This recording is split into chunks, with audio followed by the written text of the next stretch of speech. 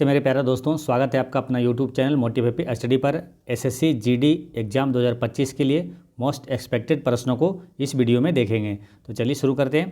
पहला क्वेश्चन है कि भारत में पहली संपूर्ण जनगणना कब की गई थी। तो भारत में पहली संपूर्ण जनगणना हुई थी 1881 ईस्वी में। ठीक है, अब यहाँ से कुछ इंपॉर्टेंट प्रश्न आपको याद रखना है। भारत में पहली जनगणना कब हुई अगर पूछे तो 1872 में हुआ था। उस समय वायसराय कौन था? तो लॉर्ड मेयो, है ना। लॉर्ड मेयो के कार्यकाल में पहली बार भारत में जनगणना हुआ था। ठीक है, अगर क्वेश्चन ये पूछा जाए कि भारत में नियमित जनगणना की शुरुआत कब हुई थी, तो 1881 में ही नियमित जनगणना की शुरुआत हुई थी, या तो संपूर्ण जनगणना 1881 में शुरू हुआ था। और इस समय वायसराय कौन था? तो लॉर्ड रिपन था, यानी कि लॉर्ड रिपन के समय नियमित जनगणना की शुरुआत हुई थी। ठीक है, कुछ इंपॉर्टेंट प्रश्न और भी आपको लिखना है। जैसे कि एक क्वेश्चन आता है कि जनसंख्या का महाविभाजन वर्ष ये किसे कहा जाता है? तो जनसंख्या का महाविभाजन वर्ष लिखना है 1921 को कहा जाता है। जनसंख्या का लघु विभाजन वर्ष पूछे तो 1951 को कहा जाता है। ये सारे एक्स्ट्रा फैक्ट्स आपको याद रखना है। नेक्स्ट है 2011 की जनगणना के अनुसार किस केंद्र शासित प्रदेश का लिंगानुपात सबसे अधिक है? तो लिंगानुपात सबसे अधिक है किसमें? केंद्र शासित प्रदेश में पूछा। तो इसका करेक्ट आंसर है पुदुचेरी। पुदुचेरी का लिंगानुपात कितना है? 1037। लिंगानुपात का मतलब क्या होता है कि प्रति हजार पुरुष पर महिलाओं की संख्या। ठीक है, तो ये होता है लिंगानुपात। तो केंद्र शासित प्रदेश में सबसे ज़्यादा है पुदुचेरी का, सबसे कम पूछे तो वो है दमन और दीप का 618 है। ठीक, याद रखना है, दमन एवं दीप का है न्यूनतम और पुदुचेरी का है अधिकतम लिंगानुपात। ठीक है, अच्छा, सर्वाधिक जनसंख्या वाला राज्य कौन सा? अगर सिंपल पूछते सर्वाधिक जनसंख्या वाला राज्य पूछे तो वो उत्तर प्रदेश, और सबसे कम है सिक्किम। लेकिन यहाँ आपको लिंगानुपात की बात करते हैं सिंपल राज्य में। जैसे केंद्र शासित प्रदेश में हुआ पुदुचेरी और ये दमन दीप, तो राज्य में कौन होगा? तो राज्य में अधिकतर जो है लिंगानुपात है केरल का। सबसे अधिक लिंगानुपात किसका है? केरल का। और न्यूनतम किसका है? हरियाणा का। ठीक, ये याद रखना है। और केरल का जो है अधिकतम जो है लिंगानुपात वो कितना है? 1084 है। और हरियाणा का कितना है? 877 है। ठीक है, तो याद हो गया होगा। केंद्र शासित प्रदेश में अधिकतम लिंगानुपात पुदुचेरी, न्यूनतम दमन दीप, और राज्य में सिंपल अधिकतम किसका है लिंगानुपात? केरल का, और न्यूनतम है हरियाणा का। अब बात करते हैं जनसंख्या का। जैसे जनसंख्या सबसे अधिक जनसंख्या किस राज्य का है? तो उत्तर प्रदेश का है। सबसे कम जनसंख्या किसका है? सिक्किम का है। ठीक है, अच्छा, अगर बात करते हैं जनसंख्या में सबसे अधिक हो गया यूपी और कम हो गया सिक्किम, यही केंद्र शासित प्रदेश में पूछे तो हो जाएगा सर्वाधिक जनसंख्या वाला केंद्र शासित प्रदेश कौन सा है? तो वो है दिल्ली। ठीक है, और न्यूनतम जनसंख्या वाला केंद्र शासित प्रदेश है वो है लक्षद्वीप। ठीक, तो ये याद रखना है।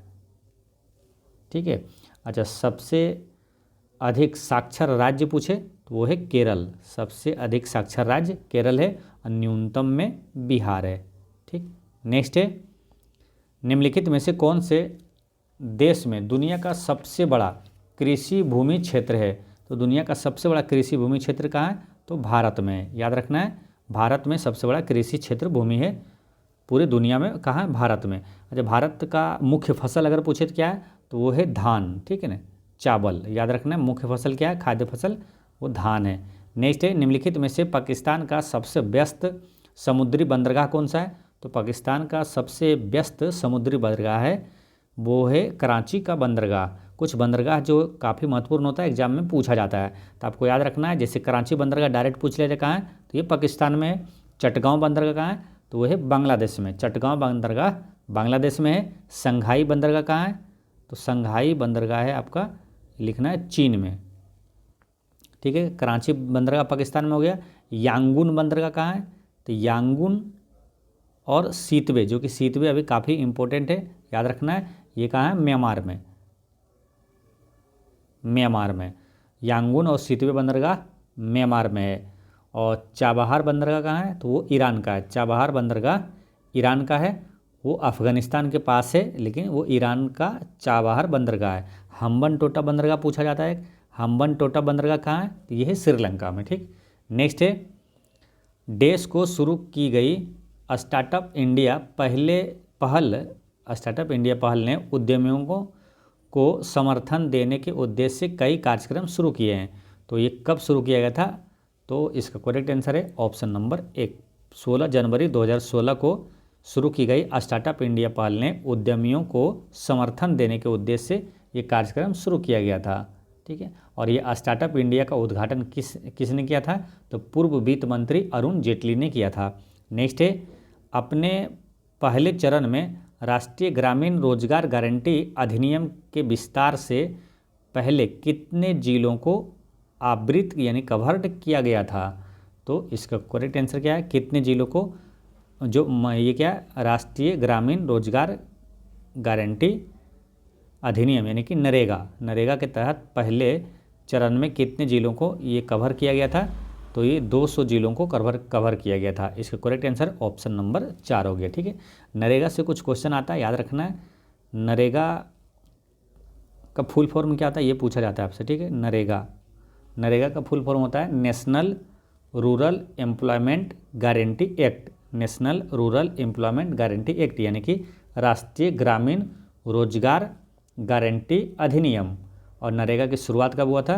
तो ये शुरुआत हुआ था 2006 में, और यही 2006 में जो नरेगा की शुरुआत हुई, और यही 2009 से जो है इसे मनरेगा कहा गया है। ठीक है, महात्मा गांधी जुड़ गया फर्स्ट में, स्टार्टिंग में क्या महात्मा गांधी जुड़ गया। मनरेगा की शुरुआत कब हुई? 2009 में। ठीक है, नरेगा की शुरुआत हुई 2006 में, और यही मनरेगा इसका नाम कर दिया गया है 2009 में। ठीक है, तो महात्मा गांधी का ये मनरेगा के क्या फुल फॉर्म हो जाएगा? तो ये हो जाएगा महात्मा गांधी जुड़ जाएगा, बाकी वही चीज़ें रहेगा सब, national rural employment guarantee act. ठीक है, चलिए नेक्स्ट है, देश माल या सेवाओं के अंतर राज्य आपूर्ति पर कर लगाने और संग्रह करने का प्रावधान करने के लिए पारित एक अधिनियम था। तो कौन सा था? कि माल या तो सेवाओं की अंतर राज्य आपूर्ति पर कर लगाने और संग्रह करने का प्रावधान के लिए एक पारित अधिनियम था। तो इसका करेक्ट आंसर क्या है? ऑप्शन नंबर 1 है ना, केंद्रीय माल और सेवा कर अधिनियम। केंद्रीय माल और सेवा कर अधिनियम था जो कि अंतर राज्य आपूर्ति पर कर लगाने और संग्रह करने के प्रावधान के लिए एक अधिनियम था। ठीक है, तो माल एवं सेवाओं कर। ठीक है, तो अब यहाँ से रिलेटेड कुछ इंपॉर्टेंट क्वेश्चन याद रखना है। जीएसटी का फुल फॉर्म क्या होता है? गुड्स एंड सर्विस टैक्स यानी वस्तु एवं सेवा कर। ठीक है, जीएसटी की सबसे पहले अगर पूछा जाए तो कहाँ लागू हुआ था? फ्रांस में लागू हुआ था। कब? 1954 में। सबसे पहले जीएसटी 1954 में फ्रांस में लागू हुआ था। और भारत में कब लागू हुआ था? 1 जुलाई 2017 को लागू हुआ था भारत में जीएसटी। और जीएसटी स्लैब कितने हैं ये याद रखना है आपको। जीएसटी स्लैब है 5%, 12%, 18 और 28। ठीक है, डायरेक्ट क्वेश्चन आ जाएगा कि इनमें से कौन सा जीएसटी स्लैब है या तो कौन सा नहीं है। तो आपको याद रखना 5, 12, 18, 28 4 स्लैब हैं। 5, 12, 18, 28 है। ठीक है, जीएसटी परिषद का अध्यक्ष कौन होता है? केंद्रीय वित्त मंत्री होता है। जीएसटी किस संविधान संशोधन के तहत पारित हुआ था? तो 101वां संविधान संशोधन अधिनियम के तहत ये लागू हुआ। और जीएसटी किस अनुच्छेद में पूछे तो अनुच्छेद 279 का ए में है। नेक्स्ट है, भारत में किसी लघु उद्योग को देश के संदर्भ में परिभाषित किया जाता है। तो इसका करेक्ट आंसर है किसी इकाई की परिसंपत्ति पर अधिकतम निवेश की अनुमति। है भारत में किसी लघु उद्योग को किसी इकाई की परिसंपत्ति पर अधिकतम निवेश की अनुमति के संदर्भ में परिभाषित किया जाता है। नेक्स्ट है, उद्योगों का एक समूह जो शहरी केंद्रों द्वारा प्रदान किए जाने वाले लाभों का उपयोग करने के लिए एक साथ आने की प्रवृत्ति रखता है, उसे क्या कहा जाता है? क्वेश्चन फिर समझिए, उद्योगों का एक समूह जो शहरी केंद्रों द्वारा प्रदान किए जाने वाले लाभों का उपयोग करने के लिए एक साथ आने की प्रवृत्ति रखता है, उसे क्या कहा जाता है? तो उसे समूहन अर्थव्यवस्था कहा जाता है ना, समूहन अर्थव्यवस्था कहा जाता है। नेक्स्ट है, निम्नलिखित में से किसे पूंजीगत व्यय माना जाता है?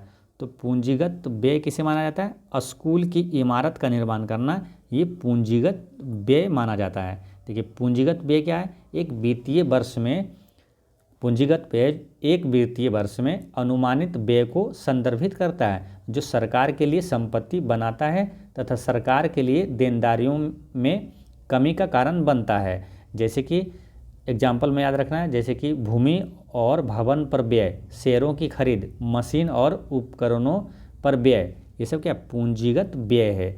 इसीलिए स्कूल भवन का निर्माण पूंजीगत व्यय है क्योंकि स्कूल भवन एक संपत्ति है। तो इसका करेक्ट आंसर ऑप्शन नंबर 4 हो गया। नेक्स्ट है राष्ट्रीय आय की गणना में निम्नलिखित मदों में से किसे बाजार मूल्य पर एनएनपी में से घटाया जाएगा? तो राष्ट्रीय आय की गणना में निम्नलिखित मदों में से किससे बाजार मूल्य पर एनएनपी में से घटाया जाएगा? तो निबल अप्रत्यक्ष कर को घटाया जाएगा। ठीक है, निबल अप्रत्यक्ष कर को घटाया जाएगा। एनएनपी का फुल फॉर्म क्या होता है? नेट नेशनल प्रोडक्ट होता है। ठीक है, राष्ट्रीय आय का सबसे पहले अनुमान किसने लगाया था? तो दादा भाई नेहरू ने लगाया था। काफ़ी इंपॉर्टेंट प्रश्न है, याद रखना है। 1867-68 में दादा भाई नेहरू ने सबसे पहले राष्ट्रीय आय का अनुमान लगाया था। और प्रति व्यक्ति आय कितना लगाया था? तो 20 रुपये प्रति व्यक्ति आय लगाया था दादा भाई नेहरू जी ने उस समय। ठीक है, दादा भाई नेहरू जी को भारत का वयोवृद्ध कहा जाता है ना। ग्रैंड ओल्ड मैन पूछे किसे कहा जाता है? दादा भाई नेहरू जी को ही कहा जाता है। नेक्स्ट है कुछ एक्स्ट्रा फैक्ट्स में आपको याद रखना है। राष्ट्रीय आय और एनएनपी के बारे में कुछ बातें याद रखना। क्या? राष्ट्रीय आय एक देश के वित्तीय वर्ष में उत्पादित सभी वस्तुओं और सेवाओं का कुल मूल्य होता है, उसमें मूल्यह्रास को समायोजित किया जाता है। ये राष्ट्रीय आय की बात हुई। एनएनपी की बात कर रहे हैं यानी कि शुद्ध राष्ट्रीय उत्पाद। राष्ट्रीय उत्पाद यानी जीएनपी से मूल्यह्रास को घटाकर प्राप्त किया जाता है। एनएनपी में घरेलू और विदेशी स्तर पर उत्पादित सभी माल और सेवाएं शामिल होती है। राष्ट्रीय आय में कर, मूल्यह्रास और गैर कारक इनपुट यानी कच्चा माल शामिल नहीं होता है। राष्ट्रीय आय और शुद्ध राष्ट्रीय आय एक ही शब्द है, इनका इस्तेमाल एक दूसरे के लिए किया जाता है। जनवरी 2015 से पहले राष्ट्रीय सांख्यिकी कार्यालय एनएनपी की गणना करने के लिए साधन लागत का इस्तेमाल करता था। नेक्स्ट है राजस्व व्यय में राजस्व प्राप्तियां घटा दी जाए तो वह क्या होता है? राजस्व व्यय में राजस्व प्राप्तियां घटा दिया जाए तो ये राजस्व घाटा कहलाता है ये। नेक्स्ट है इनमें से कौन सा प्रत्यक्ष परिणामों में से एक नहीं है जो एक अच्छे औद्योगिक क्षेत्र की व्याख्या कर सकता है? तो इसका करेक्ट आंसर है किसानों की आय दोगुनी करना। ठीक है, इनमें से कौन सा प्रत्यक्ष परिणामों में से एक नहीं है जो एक अच्छे औद्योगिक क्षेत्र की व्याख्या कर सकता है? तो किसानों की आय को दोगुनी करना ये नहीं है। देखिए एक अच्छे औद्योगिक क्षेत्र की व्याख्या कौन कर सकता है? जैसे कि अपेक्षाकृत अस्थिर रोजगार का प्रावधान, आधुनिकीकरण को बढ़ावा देना, बड़े पैमाने पर उपभोग निर्मित वस्तुओं का प्रावधान, ये सब सही है। यानी आंसर इसका करेक्ट आंसर ऑप्शन नंबर 2 हो गया। नेक्स्ट है निम्न में से कौन सा कथन असत्य है? पहला क्या? बाह्य कारण का प्रभाव सदैव धनात्मक होता है। दूसरा क्या? वास्तविक राष्ट्रीय आय का अर्थ अस्थिर कीमतों पर राष्ट्रीय आय है। तो इसका करेक्ट आंसर है केवल एक इसमें सही है। मान लो कि बाह्य कारण का प्रभाव सदैव धनात्मक होता है। ऑप्शन नंबर ए सही है, बी गलत है। यानी इसका करेक्ट आंसर हो गया ऑप्शन नंबर 2, यानी कि केवल ए सॉरी इसमें असत्य पूछा है तो इसका करेक्ट आंसर क्या हो जाएगा?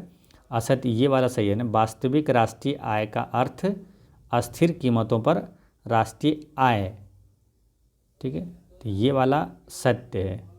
तो पूछा क्या असत्य कौन सा है? तो केवल ए असत्य है, ऑप्शन नंबर 2।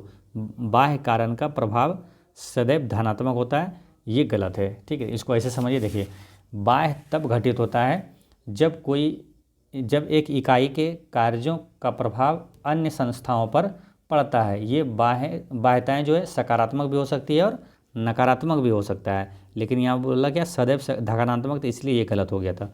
तो ऑप्शन नंबर 2 इसका करेक्ट आंसर है। नेक्स्ट है भारत में कृषि कार्य करने वाले लोग इनमें से किस प्रकार की बेरोजगारी से जूझते हैं? तो कृषि में कौन सी बेरोजगारी पाई जाती है? तो इसमें प्रच्छन्न बेरोजगारी पाई जाती है। इसका करेक्ट आंसर ऑप्शन नंबर 4 हो गया, यानी कि जो पूछा गया कृषि में कार्य करने वाले लोग इनमें से किस प्रकार की बेरोजगारी से जूझते हैं, तो प्रच्छन्न बेरोजगारी से। ठीक है। अच्छा, अगर क्वेश्चन पूछा जाए कि भारत में अधिकांशतः बेरोजगारी कौन सी पाई जाती है, तो भारत में अधिकांशतः बेरोजगारी है ये संरचनात्मक बेरोजगारी। ठीक है। संरचनात्मक बेरोजगारी किसको बोलते हैं, जब लोगों के पास मौजूद कौशल और बाजार में उपलब्ध नौकरियों के बीच अंतर होता है, ये संरचनात्मक बेरोजगारी कहलाता है। नेक्स्ट है, महात्मा गांधी नई श्रृंखला के 2000 रुपये के बैंक नोट के पृष्ठभाग पर डैश का चित्र है। तो 2000 के नोट पर किसका चित्र था, तो इसमें मंगलयान का चित्र था। ठीक है। अब किस नोट पर किसका चित्र है ये क्वेश्चन पूछा जाता है, तो आपको याद रखना है। ठीक है। जैसे 10 रुपये पर किसका चित्र है, तो कोणार्क का सूर्य मंदिर का। 10 रुपये के नोट पर कोणार्क का सूर्य मंदिर का चित्र है। 20 रुपये पर क्या, एलोरा की गुफाएँ। 20 रुपये के नोट पर किसकी चित्र है, तो एलोरा की गुफाएँ हैं। 50 रुपये पे हम्पी का पत्थर से बना रथ। और 100 रुपये पे रानी की वाव, जो गुजरात की रानी की वाव 100 रुपये में। 100 रुपये में रानी की वाव, और 200 रुपये में सांची स्तूप, और 500 रुपये में लाल किला है। 500 रुपये के नोट पर लाल किला का, और 2000 के नोट पर क्या था, तो मंगलयान का चित्र था। नेक्स्ट है, एक बजट दस्तावेज जो किसी विशेष वित्तीय वर्ष के लिए सरकार की राजस्व प्राप्तियों और राजस्व व्यय से संबंधित होता है, डैश कहलाता है। तो ये क्या कहलाता है, राजस्व बजट कहलाता है। ठीक है। एक बजट दस्तावेज जो किसी विशेष वित्तीय वर्ष के लिए राजस्व की जो वित्तीय वर्ष के लिए सरकार की राजस्व प्राप्तियां और राजस्व व्यय से संबंधित होता है, ये राजस्व बजट कहलाता है। ठीक है। अच्छा, एक करंट अफेयर में क्वेश्चन याद रखना है, वर्तमान में 2024-25 में राजकोषीय घाटा कितनी है, तो राजकोषीय घाटा जीडीपी का 4.9% है, याद रखना है। और आरबीआई का रेपो रेट अगर पूछे तो 6.5% है आरबीआई का रेपो रेट। और आरबीआई का रिवर्स रेपो रेट कितना है अभी, तो 3.35% है। नेक्स्ट है, निम्नलिखित में से कौन सा सरकार के राजस्व बजट का एक भाग नहीं है, तो राजस्व बजट का एक भाग नहीं है पूछा, तो कर राजस्व ये है, कर राजस्व ये भी है, और योजना राजस्व व्यय ये है, योजना पूंजी व्यय ये नहीं है। तो इसका करेक्ट आंसर ऑप्शन नंबर 4 हो गया कि ये सरकार के राजस्व बजट का भाग नहीं है। कौन, योजना पूंजी व्यय। नेक्स्ट है, भारत में सहकारी बैंक राज्य डैश अधिनियम के अंतर्गत पंजीकृत होता है। तो भारत में जो सहकारी बैंक है, राज्य सहकारी समितियां अधिनियम के अंतर्गत पंजीकृत होता है।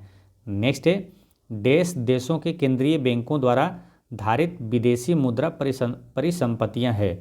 तो इसका करेक्ट आंसर है ऑप्शन नंबर 2, यानी कि विदेशी मुद्रा रिजर्व देशों के केंद्रीय बैंकों द्वारा धारित विदेशी मुद्रा परिसंपत्तियां है।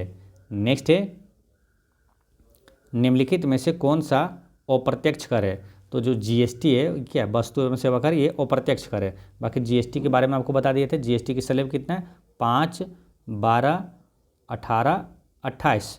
और जीएसटी जो किस संविधान संशोधन के तहत लागू हुआ, तो 101वां, और किस अनुच्छेद में, 279 के ए में है। ठीक है। जीएसटी परिषद का अध्यक्ष कौन होता है, तो केंद्रीय वित्त मंत्री होता है। तो ये सारी चीज़ें आपको याद रखना है। ठीक है। तो आज की वीडियो में ये सारे इतने क्वेश्चन रहने देते हैं, फिर नेक्स्ट वीडियो में मोस्ट एक्सपेक्टेड प्रश्न को लेकर आएंगे।